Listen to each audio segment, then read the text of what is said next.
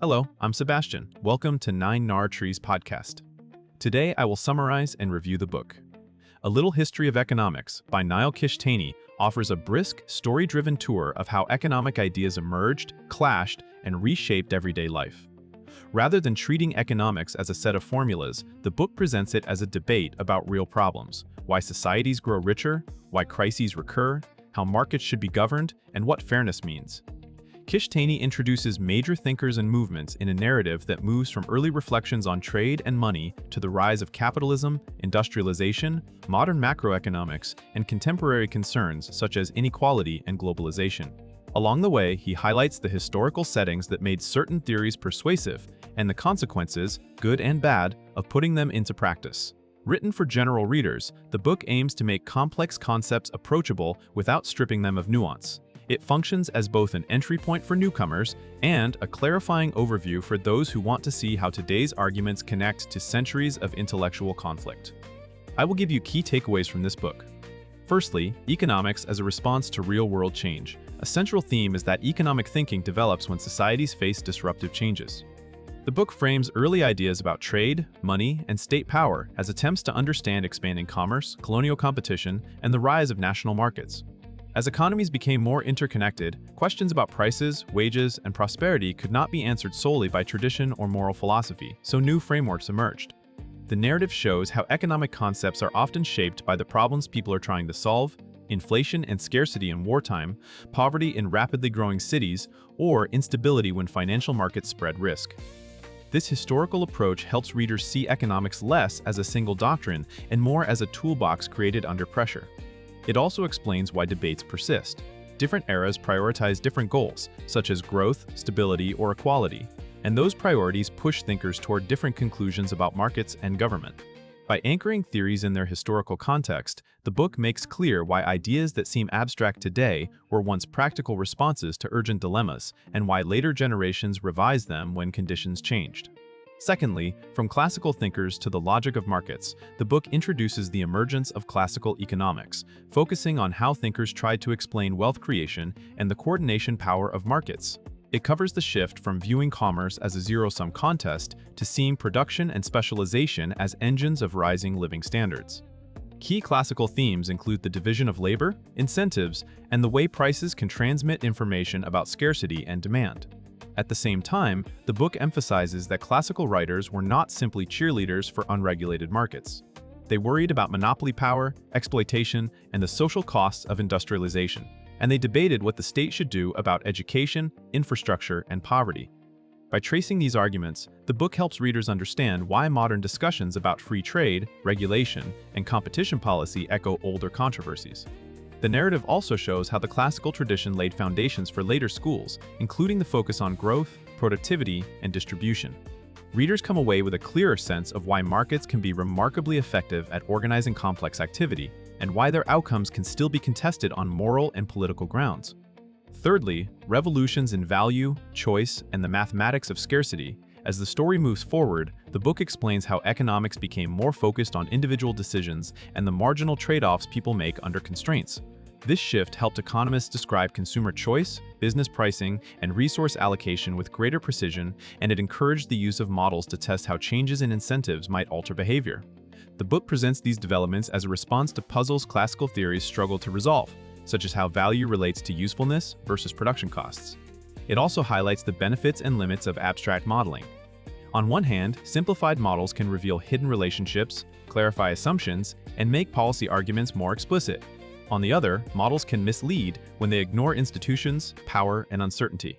By discussing these tensions, the book prepares readers to interpret economic claims critically. It also connects the marginal approach to practical issues such as taxation, market design, and competition, where small changes at the margin can significantly affect outcomes. The larger lesson is that modern economics is as much about disciplined reasoning with constraints as it is about any single conclusion regarding how societies should organize production and exchange. Fourthly, booms, busts, and the rise of macroeconomic management. A major portion of the book addresses why capitalist economies experience cycles, crises, and sudden surges of unemployment. It explains how the Great Depression and other disruptions pushed economists to look beyond individual markets and examine economy-wide spending, confidence, and financial fragility. Readers are introduced to the idea that recessions can persist when private demand collapses, and that government fiscal and monetary tools can sometimes stabilize output and jobs. The book also examines the pushback, concerns that intervention can create inflation, distort incentives, or produce long-term debt problems. This back and forth leads into later debates over rules versus discretion for central banks, the role of expectations, and the difficulties of fine-tuning a complex system. By presenting these competing views as historically grounded responses to particular crises, the book helps readers understand why policy arguments can swing with events. The treatment shows that macroeconomics is not a settled playbook, but a field shaped by experience, evolving data, and political constraints.